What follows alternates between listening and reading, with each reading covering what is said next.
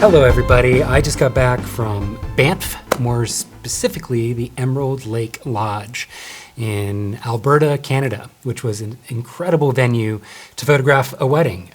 This couple brought out, I think, about 30 of their closest friends and family in the middle of one of the most beautiful areas I think I've ever seen. And I think I took around 9,000 or something images across the entire wedding day, already starting to share some of my favorites. I think I've shared about 20 on social media and whatnot, and I'm gonna blog a longer form blog post soon. But I got a few questions about the editing style. So I know a lot of you are probably familiar with the destination, elopement, adventure type of wedding photography that exists out there. It's really, really popular in areas like Alberta, but also the Pacific Northwest, a lot of just West Coast photography. And it's not really a style that I have access to very often to shoot in gigantic mountains in really, really insanely cool valleys with beautiful sunrises and sunsets across all of them. And the editing style that you tend to see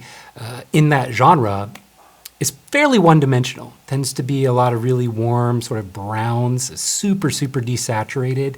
Sometimes you see some color, but I think my preset and just editing style in general brings something very different to this kind of an environment that you don't see very often. And I got a few questions from people asking about the editing style. And so I want to dive in with these three photos. 1, 2, and 3, and just kind of show you the straight out of camera version, which is, let's see, on this one, this is with my preset applied initially, but let's reset it to straight out of camera.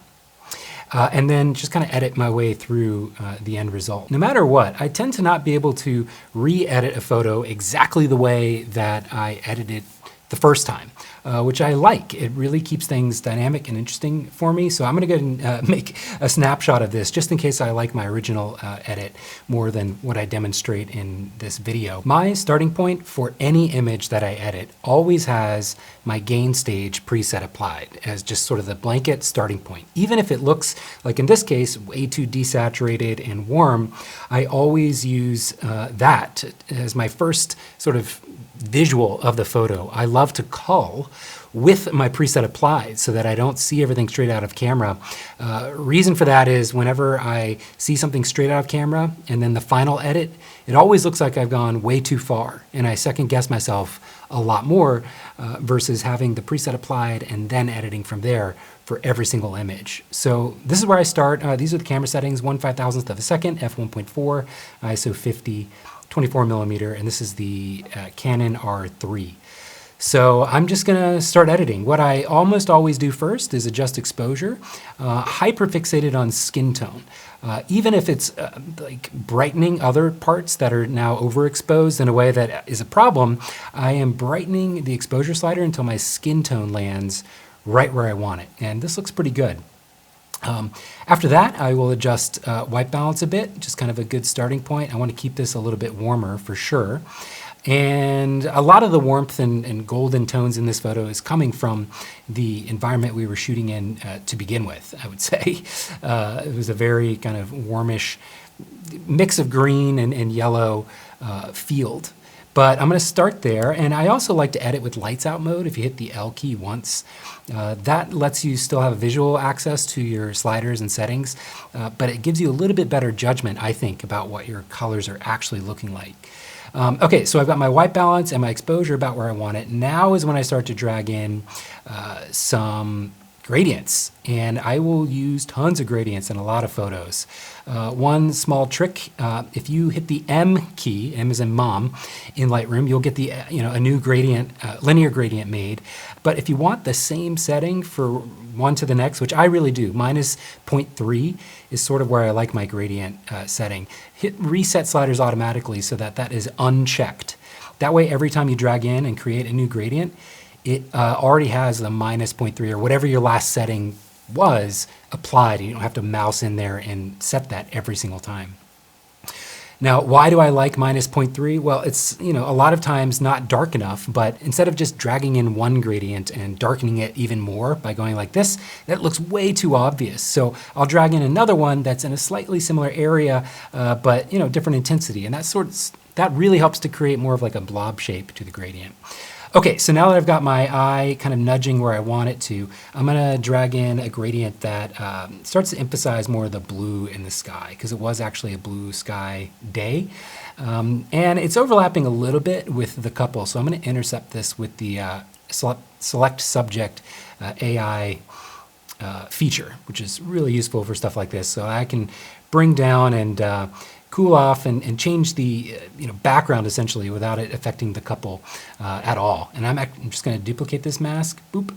That looks a little too intense, but that's okay because we're going to move it over here and make this side not bluer, but warmer to kind of emphasize more of the sun that's starting to peek out over the mountains and turn the light into much more difficult lighting than we had previously that day.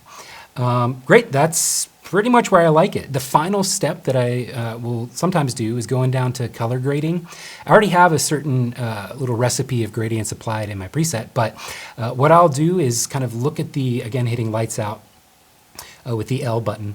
I'll look at the dominant color or just shuffle around the shadows hue and find something that's really either melds it all together or is really complementary. Like this blue against the orange looks really good. And then sometimes I will lock in this midtone 41 hue and juice that saturation a little bit more. So instead of its default, which is about here, I'm gonna bring this one like way, way, way up just to give it this nice golden sort of filmic blanket look to everything. Maybe I've gone a little too far, but I'm gonna just cool down my white balance a bit to offset that. Yeah, maybe dial it back a bit.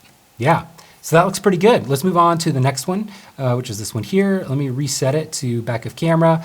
So it was actually, there was a lot of natural smoke in the atmosphere from wildfires nearby, which is what you're seeing in this whiteness here. It just sort of comes across as being blown out, which it sort of is, but yeah, that's only going to be but so recoverable because it is just a hazy smoke. Let me reset all my gradients. Delete masks. Okay. And let me just reset this thing and apply my preset to start. Okay, my preset looks pretty good already out of the gate. And again, I'm just gonna adjust my exposure until the skin tones are exactly where I want. Get it a little bit warmer, and now just play around recovering what I can. Now you might also ask, why not just pull back the highlights slider some more? And I do try that, but I like to start with gradients first because it's not just about recovering highlights with the gradient. It's about creating this blob-shaped vignette. Yeah, and so once I get it close to where I want, then I will play around a little bit more with pulling back the highlight slider. When there is a lot of sort of blown out, just no color data there in the sky, sometimes I will go over here. This is another handy tool that comes with my signal flow preset, Decay. All this does is take wherever my tone curve is, which really doesn't change much, and notch the highlights down, this here, to be from 100% to right around here. I don't know what the value is, 235 instead of 255. And you can see, let me zoom out, and you can see the difference in that. I'm gonna go crazy with the muting, and you can see sort of it creates that almost metallic look to the highlights. You don't want to go that far. Normally just this much really helps kind of just close the gap between the blown out highlights and what else is there. That looks pretty good. Okay, now this one has a huge amount of dynamic range. I'm going to reset this and reset all the gradients. I shot this at probably close to f16. Let's see what we were at here. F11. And the reason was the sun was starting to peek out over the sky, which was cool, but at f11 or smaller type aperture with the 24 EF mount lens, you get this really, really cool sun star. It's like a 9-blade, I think, and I just love the look and character of that. And I could see it through the aperture preview feature on my R3 and compose with that sun star more or less exactly where I want it. It also got this cool little rainbow doodad here. I don't know what you call it. It's probably an imperfect thing that a lot of people would be annoyed by, but I really like it. So I'm not going to Photoshop that out. But let me start by editing this one from scratch. Again, it's very, very underexposed, so I'm going to bring my exposure up until the skin tones look good. That looks great. Lights out. Let's get a little bit of white balance going. Yep, that looks pretty good. And now we will start to drag in gradient after gradient, some from underneath. especially when people are standing on something that's lighter color, like this gray rock they were standing on. You get a lot of uplight, kind of bouncing and filling out things, which is nice if it's not too strong. But that means I like to drag in a few gradients to kind of darken the lower portion of the frame as well. Okay, so I'm dragging in a ton of gradients, and this guy is taking forever to recover. So I'm gonna bring back the highlights a little bit more just to see where we land. That's good. And now let's bring in a gradient that does more of the heavy lifting with the coloring. And we'll keep it kind of, let's go kind of bluish here, and then duplicate this. And ooh, that looks pretty good too. All right, let's duplicate it again and bring it over here for something a little warmer. Yeah, and I'm going to try the intercept and select sky to see if it skips the trees, because I don't want it to affect the trees too much. Although I kind of like it only affecting the trees. Ooh, that looks kind of neat. So it's only, the gradient is only affecting the trees, or the inverse of the sky, which I kind of love. Just makes it a little more dynamic there. Yeah. Oh, and I guess I clone stamped out the videographer's microphone, you can see in this upper corner. But that's the original shot. This is the final edit. And finally on this one, maybe I'll go back down here to color gradient and add a little bit of that yellow, mid-tone 41. Shuffle around in lights out mode and see if a different shadow hue looks good. I kind of like it right about there with this teal blue color. That's it. I'll include these raw files so you can play around. If you own my own presets or something, you should be able to get something very close to this look depending on your camera sensor. Or if you just want to play around with your own normal go-to preset, that's totally fine. I'll include, of course, my final edits and the raw files in this. I always love a quick deep dive into editing. Oh, one last final thing. I don't always do this, but I do have what's called like a mastering preset, which actually goes on top of the JPEG. So if I'm going to select these, right-click, export as JPEG, re-import for finalizing. This is again a part of my SignalFlow preset. It's probably included in GainStage as well. I don't mean this to be an advertisement for those presets. It's just what I use. So I want to just make sure you understand the methodology and workflow. Take it or leave it if it works for your, your settings. But okay, so I exported those three as JPEG files, right? So here they are in my catalog. They're JPEG files. That's great. The final step that I will sometimes do is see what JPEG Finalizer looks like. And all this does is add another custom profile on top, which gives it a little bit more saturation and pop. And actually, I really, really like it on this photo. Let's try JPEG Finalizer on this. Yep, I really like it on this photo as well, and on here. And the reason I like this is because it sits on top and edits, again, the JPEG file, not the RAW file. And colors and contrast, because JPEG is a lossy format, doesn't have all the color data and all the dynamic range data, not nearly as much as a RAW file. So it responds differently to every setting, but especially to exposure, saturation, and color shifts. And it responds in a way that is really nice a lot of times. Not always. Sometimes it can be a little too much.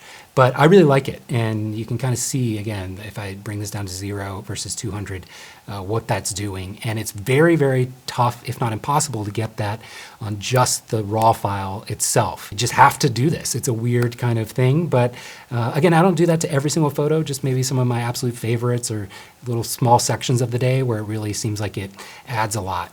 But yeah, that's pretty much it. I just wanted to quickly do that before I head off to Chicago, then New York, and then I'm finally home for a little bit.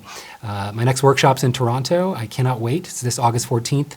Definitely use the link in the description of this post if you want to find out more. There's like 3 seats left, so I'd love to fill that one up. But yeah, thanks as always, and I'll be back soon. Bye, everyone.